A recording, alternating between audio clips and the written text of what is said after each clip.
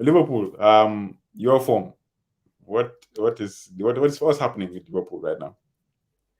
Uh, with the team, generally speaking, I think we have improved significantly over the course of last season and this season. We are more stable.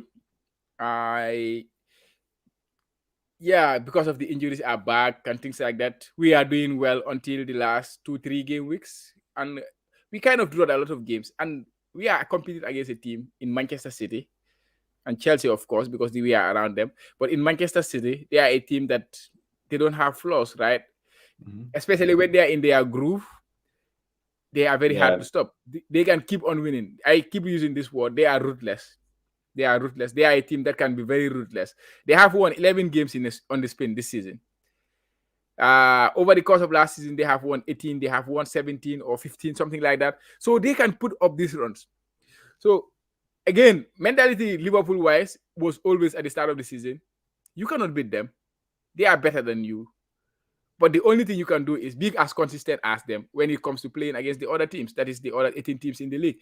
We play Manchester City twice in the season. We already played them once at Anfield. We lost. We drew that one 2-2. But we were leading that game like in the last 10 minutes. So we could have easily won that game. And then we would have been talking about Liverpool have already get 3 points from Manchester City. And then even if you go to Man City and lose, it's gonna be 3 points.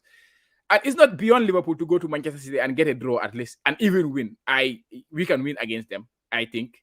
Not that I think we are better than them, but I think as a team, Liverpool can win against yeah, Manchester City. most definitely. Yeah. So if that was to happen this season, you have 4 points against Manchester City.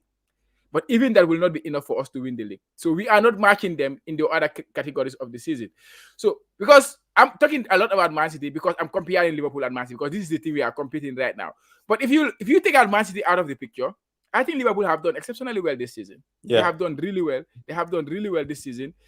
They have got the points. We only lost 2 games this season in the league. In the Champions League, we are still there. We won all our games in the Champions League. We are in all the other cups. We are in the FA Cup. We are in the League Cup. We are playing the semi-finals of the League Cup. So the team, they have done exceptionally well.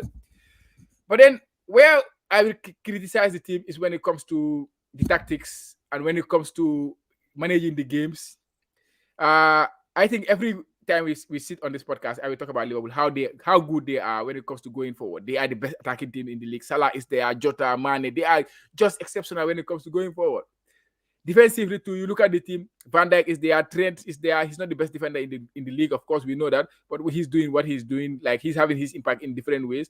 Robertson, Matip, they are all having a good season in some way, except Robertson in some way. But Trent is having an exceptional season. Matip is having an exceptional season, and Van Dijk is having a very good season, considering the injury he The had injury last that season. happened. Yeah. People were worried about how he will react when he come back. He's having a very good season. So defensively, we are doing well. And then you look at in the engine room, that is where we have dropped significantly. That is the midfield, where we have dropped significantly. We are not able to keep control games. We are getting tired easily. Teams are outrunning us. Just recently against Chelsea, we got outrun in the middle. Mm-hmm. So that is the area where we have significantly dropped. And this is due to one player leaving the team. I think I was trying to say that Wijnaldum, not replacing him was okay at the start of the season for me because the team was gradually moving away from him because we signed Thiago. But there was one thing that Wijnaldum took away from the team: consistency and reliability. He will Thank you. always be there, The no matter injuries. what. He's the player who will. He's rigid. He never gets injured. He's always there. He He's always gives you always 90 there. minutes. Thank you very yeah. That is So true. that is an underrated like trait for a Quality. footballer Yeah. to have. Yeah. We don't even consider it. We always talk about the elegance of Thiago, the good, like how good Henderson is with the energy, tempo, and things like that. How good Fabinho is, but all these players that Liverpool have in the middle, they are injury prone. Kind of, they will not be available They will not give every you. single They will time. not give you consistency like 5 or 6 game weeks in a row. No, I Exactly, don't think and this so. is what we lack in the middle of the pitch, and Mm. this has completely make the team lost when it comes to control of games. They cannot control games properly because every time it's different personnel in that middle. Yeah. Of Yeah. course, COVID is hitting everywhere in the league, and it's hitting Liverpool, it's hitting every team in the league. So you cannot say, okay, because of COVID injuries and things like that. But those players, they are not just available enough in terms of fitness, and they are getting older. Henderson is 30 years old, 31 years old now. Thiago is 30 or 31 years old now. So they are not getting any younger. So Wijnaldum, of course, he was old too, but he was a different breed when it comes to fitness wise. And that is what we are missing right now. And this is what is affecting our game controls. We are not controlling games. We are not consistent enough. We don't have uh, like a midfield that are cohesive enough, like consistent enough to play together for 2 or 3 or 4 or 5 games together, so that Changing, they can build this consistency. So this is where we are lacking, and this is why we cannot compete against Manchester City this season. We cannot put up these games. We cannot put up 5 or 10 or game. We are not ruthless this season.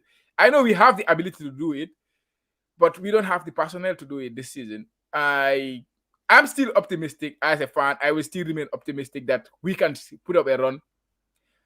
But this is even if you put up a run of up to the end of the season and win everything, I don't see Man City like